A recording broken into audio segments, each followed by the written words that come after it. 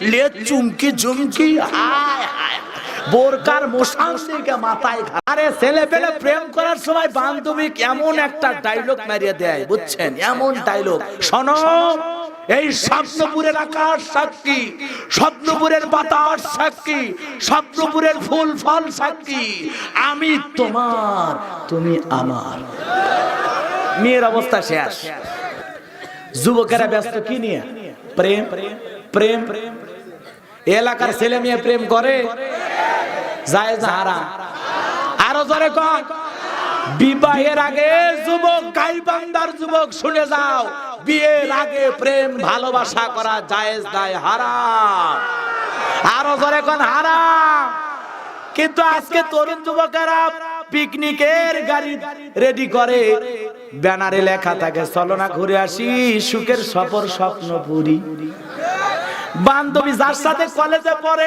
স্কুলে পড়ে ওর কাছে কল দেয় কি দেয় কল দিয়ে বলে শোনো আমার গ্রাম থেকে আমার এলাকা থেকে একটা বাস ভাড়া করে পিকনিকে যাবে তুমি কি বলো কই আমি তো তোমার হাত ধরে জাহান্নামে যাব দাও না একটা সিট বুকিং এই যে ছেলে মেয়ে চলে গেল মা মনে করে মার কাছ থেকে আবার বিদায় নিচ্ছে মা আমার আজকে ওই যে কলেজের কিছু বন্ধু বান্ধব যাবে তো তাদের সাথে একটু স্বপ্ন পড়ে গেলাম মা বলতেছে যাও মা দেখে শুনে যাও কোনো সমস্যা নাই তুমি কোন ছেলের সাথে যাচ্ছ বলে আমার সাথে পড়াশোনা করে মা কিন্তু খুব লাজুক ছেলে ও আমার বন্ধু হয় কি নাম বলে রুবেল তো শোনো এই পিকনিকের থেকে ঘুরে আসলে রুবেলকে একটু বাসায় নিয়ে আসো আমারও তো কলেজে পড়ার সময় অনেক বন্ধু বান্ধব ছিল নিয়ে এসো ওকে আমি ফ্রি করে দেব কথা কন না কে এখন ওই রুবেলক নিয়ে ঘুরে বেড়াচ্ছে রুবেলক নিয়ে আসছে তখন দরজায় তখন ওই মেয়ে পরিচয় করে দিচ্ছে মা এই সে আমার সেই বন্ধু রুবেল তখন বলতেছে এই শোনো তুমি নাকি শরম করো তুমি এত লাজুক কেন এই যুগের ছেলেরা এরকম শরম করলে চলে কলেজে তো আমারও বন্ধু বান্ধব ছিল একটু ফ্রি হতে পারো না আমি তোমার আন্টি আসো তোমরা ভিতরে বসে গল্প করো আমি তোমাদের জন্য চা কফি দিচ্ছি এখন ওই যুবক যুবতী ছেলে মেয়ে ঘরে বসে কি তাহাজ্জুদ পড়ছে নফল পড়ছে কথা কন না কথা কন না ওরা কিসের গল্প করবি রে ওই যে চলে গেল স্বপ্নপুর মা ছেড়ে দিল বাবা ছেড়ে দিল অভিভাবক সারা বন্ধুর হাত দিয়ে 16-18 বছর বয়সে এই বয়সটা তো ভালো না খারাপ জোরে কোন প্রেমের মরা জলে ডোবে না ওরে বাবা দেখছেন ভালোই বোঝেন এটা হলো প্রেম করার বয়স যুবক যুবতী এই যুবক যুবতী নষ্ট হয়ে যায় এই বয়সে কথা কন এখন এই যুবক যুবতী চলে গেল স্বপ্নপুর গাছের গোড়ায় গোড়ায় আরে ভাই আমি এক বিয়াক্কেল হয়ে গেলাম চিড়িয়াখানা ঘুরবে যায় চিড়িয়াখানা কি দেখতে যায় মানুষ কন্ত রাজশাহী চিড়িয়াখানা আমার স্ত্রী বলতেছে চলো তো হুজুর না আজকে চিড়িয়াখানা যায় তাহলে চলো ছেলে মেয়ে নিয়ে চিড়িয়াখানায় গেলাম তাই বলে কি মনে করছেন আমার বোরকা ছাড়া নিয়ে গেছে হাত মোজা পাও মোজা ঢিলা ঢালা বোরকা ওর বোরকার মধ্যে এমন বোরকা বানাছি আমি আমার বেটা আমার বেটি চারজনে যদি বোরকার মধ্যে লুকে থাকি কেউ কভার করবে না ঢিলা ঢালা বোরকা ডিজিটাল বোরকা আমার বোক দেয়নি রং ঢং টাইট ফিটিং কথা কন না আপনাদের এলাকা বসলে বোরকা নাই মন খারাপ করছেন আপনারা কষ্ট পাইতেছেন বাজানো আমার যে কথা বলতে চাচ্ছিলাম তাহলে যুবক যুবতী পিকনিকের নামে এখানে ওখানে ঘোরাফেরা করে আমি চিড়িয়াখানায় ঢুকে জিব্বাই কামড় গাছের গোড়ায় গোড়ায় এমন কায়দা একজন হেলান দিয়ে গল্প করতেছে মনে হয় এই মাত্র বিয়ে করে আসছে কাজী অফিস থেকে কিন্তু খবর নিয়ে দেখেন একটাও বিয়ে করেনি কথা কন ঠিক না বাটি আমার ভাইরা চিড়িয়াখানার ভিতরে যদি একজন আরেকজনকে এইভাবে জড়ায়া ধরে এমন কায়দায় চেপে ধরে বসে আছে মনে হয় জীবন গেলেও ছেড়ে দিবি না কথা কন ঠিক না বেঠিক তাহলে চিড়িয়াখানার পার্কের যদি অবস্থা হয় যেগুলো ওয়ান্ডারল্যান্ড পার্ক আছে ফ্যান্টাসি কিংডম আছে ড্রিম হলিডে আছে আরো কত কত 3 স্টার 5 স্টার হোটেল আছে এগুলোর মধ্যে কি হয়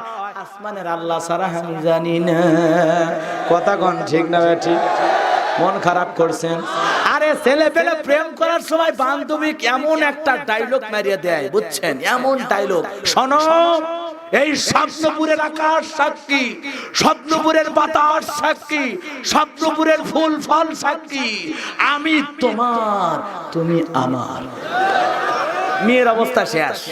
এরকম ডিজিটাল ছেলে মেয়ে আছে না নাই? এজন্য যুবকদেরকে বলে যায়, যুবক, বিয়ের আগে প্রেম না, বিয়ের পরে বইয়ের সাথে প্রেম। কার সাথে? বইয়ের সাথে প্রেম করলে সব না গুনাহ, আর বান্ধবীর হাত ধরে ঘুরলে সব না গুনাহ। এজন্য ভাইদের আপনাদেরকে বলে যাই, ভালো করে শুনে যান, এ গাই বান্দার তরুণ যুবকেরা, বিয়ের আগে প্রেম করা জায়েজ নয়, হারাম। আর বিয়ের পরে বইয়ের সাথে প্রেম করা জায়েজ। জায়েজ কথা কোন ঠিক না ঠিক? এজন্য বান্ধবীকে রসের আলাপ করো, বান্ধবীর সাথে রং ঢং করো, এগুলো যদি তোমার বইয়ের সাথে করো, জীবনে কোনোদিন আমল নামায় গুনাহ লেখা হবে না। অন্য নারীকে সোনা ময়না জাদু পাখি না বইলা ঘরের বউটাকে সালাম দিয়া বলো, সোনা তুমি কি করতেছো, বউ খুশি হয়ে যাবে। কথা কোন ঠিক না ঠিক? এজন্য বইয়ের সাথে 2-10 মিনিট ফোনে কথা বলবেন, আদর কইরা বউকে নাম ধইরা ডাকবেন। মন খারাপ করেন নাকি আপনারা? স্বামী স্ত্রী আর সম্পর্ক করা লাগবে খুব ভালোভাবে। ইসলাম কি বলে বাজান, ভালো করে শুনে যান। আম্মা জান আয়েশা ডেকে বলেন, বিশ্বনবী যেই দিন ঘরে প্রবেশ করতেন, আগে আমি আয়েশাকে সালাম দিতেন। কোন সুবহানাল্লাহ। ফাতেমার জীবনের ছোট্ট কথাটা বলে যায় বাজান, যেই রাত্রি বেলা ফাতেমা দুনিয়ার জীবন থেকে বিদায় নিয়ে চলে যাবে, সুন্দর করে হাসান হোসাইনকে সেজে ঘুম পাড়াইছে। ফাতেমা সুন্দর করে সেজে বসে আছে। হযরত আলী নামাজ পড়ার পর ঘরের ভিতরে যখন প্রবেশ করেছে, হযরত আলী তাকায় দেখে ফাতেমা সুন্দর করে সেজে আছে। ফাতেমাকে দেখার পর হযরত আলী সালাম বিনিময় করলো। সালাম বিনিময় করার পর বাজান গো, ভালো করে শুনে যান, ফাতেমার হাত ধরে হযরত আলী মুসাফা করার পর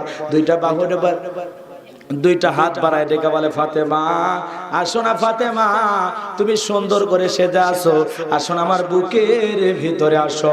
এই কথা বলে হযরত আলী 2 হাত দিয়ে ফাতেমাকে বুকের সাথে চেপে ধরলেন, আদর করতে লাগলেন।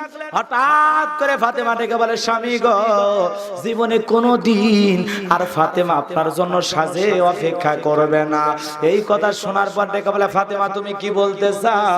বলে, স্বামী গো, আমি আপনার কাছে একটা বিষয় বলতে চাই। আমি ফাতেমা যদি চলে যাই, তুমি আমার একটা আশা পূরণ করবা। আমি যদি মারা যাই স্বামী গো, বেশি মানুষ জানাজার জন্য ডাকবেন না, কারণ আমি ফাতেমাকে জানাজা করার জন্য যদি মানুষের সামনে রাখেন, ও স্বামী, মানুষ বুঝতে পারবে ফাতেমা কতটুকু লম্বা ছিল, কতটুকু খাটো ছিল, এইটা মানুষজন আন্দাজ করতে পারবে। আমি ফাতেমা কতটুকু লম্বা ছিলাম না খাটো ছিলাম, মোটা ছিলাম না চিকন ছিলাম, এটা মানুষ টের পাবে। বেশি মানুষকে জানাজা দেওয়ার জন্য খবর দেবেন না। মৃত্যুর আগ পর্যন্ত পর্দার কথা চিন্তা করছে খাতুনে জান্নাত ফাতেমা। আল্লাহু আকবার। আমাদের মা বোন কি এত পর্দার কথা চিন্তা করে? কথা কান না কেন? আপনারা কি মন খারাপ করতেছেন? আমার সাথে কষ্ট পাচ্ছেন? একটা বাজলে শেষ করে দেব, কোনো টেনশন নাই। আমার ভাইরা তাহলে ভালো করে শুনে যান, চলবে তাহলে চলায়া যায়। এদিক শোনেন, আপনারা কি কথা যে আপনারা এই যে আপনারা যারা বসে আছেন, আমি আপনাদেরকে অনুরোধ করে বলতেছি, এই যে ওলেও হারাম, বা ওলেও হারাম রে। মমতাজ শাহজাহান জেলে করছে, সব হারাম, সব হারাম, সব হারাম। ও ওলে ঘটনা শুনবেন, বলতেছে ও তাহলে আগের গুলো বলে শেষ করি নাকি? কোন আগের গুলো বলে শেষ করবো নাকি ফাতেমার কথা বলবো? ভালো করে শুনে যান ভাইয়েরা আমার, ভালো করে শুনে। হযরত আলী ডেকে বলে, বিবি রে, তুমি এই কি কথা বলো? তুমি যদি চলে যাও, আমি আলীর কি হবে? আমাকে ভালোবাসার মানুষ তো দুনিয়াতে থাকবে না। আমার হাসান আর হোসাইন কাকে মা মা বলে ডাকবে। এই কথা শোনার পর ফাতেমা ডেকে বলে, স্বামী গো, আসলে যেতেই হবে, দুনিয়াতে কেউ থাকবে না। আমার বিদায় মুহূর্তে আপনি এই কাজটা করবেন। হযরত ফাতেমা ডেকে বলে, স্বামী গো, এই কথা কেন বললাম আপনি কি জানেন? আমি একদিন আমার বাবার বাড়িতে গেলাম, যায় দেখে আমার বাবা ঘরের দরজা বন্ধ করে দুইটা চোখের পানি ছেড়ে দিয়ে কাঁদছে। তখন আমি ডেকে বললাম, বাবা গো আপনার কি হয়েছে, আপনি কেন কান্নাকাটি করেন? আমার মা খাদিজার কথা কি মনে পড়ে গেছে নাকি আপনার চাচা আবু তালেবের কথা মনে করেছে? বিশ্বনবী ডেকে বলে, মা ফাতেমা তোর মার কথা মনে পড়ে নাই, আমার চাচার কথা মনে পড়ে নাই। আমাকে যখন মেরাজ করার জন্য মা জান্নাত দেখানো হলো, মা জান্নাত দেখার পর দিলটা আমার খুশি হয়ে গেল। ও মা জান্নাত দেখার পর হৃদয়টা আমার ভরে গেল। মা জান্নাত দেখে আমি হইলাম খুশি, দোয়া করলাম বেশি, আমার গুনাহগার উম্মত যেন হয় জান্নাতি বেশি বেশি। কিন্তু মামাকে যখন জিবরাইল জাহান্নামে নিয়ে গেল, মা জাহান্নাম দেখার সময় আমি তাকায় দেখলাম জাহান্নামের ভিতরে নারীদের সংখ্যাই বেশি। কার সংখ্যা বেশি? মা বোনেরা ভালো করে শুনে যান, মা জাহান্নামের ভিতরে নারীদের সংখ্যাই বেশি। নবীজি ডেকে বলে, মা আমি তাকায় দেখলাম এক শ্রেণীর মহিলার পা থেকে মাথা পর্যন্ত চুলের মুঠি ধইরা এমন ভাবে জাহান্নামের আগুন জ্বালানো পোড়ানো হচ্ছে, বা মহিলার চিৎকারে মানে আসমান জমিন ভেঙে পড়বে। ও মা মহিলা জাহান্নামের আগুনে জ্বলতেছে আর শরীরটা মানে থকবক করতেছে গরম পানির মতো। মা আমি একবার তাকাইয়া ওদের চিৎকার শোনার পর আর তাকাইতে পারলাম না। আমি তখন জিবরাইলকে ডেকে বললাম, ভাই জিবরাইল এই নারীদেরকে কেন জাহান্নামের আগুনে পোড়ানো হচ্ছে, কারণটা কি? জিবরাইল ডেকে বলে, হুজুর এই সমস্ত নারী তো তারা যারা দুনিয়াতে মাতা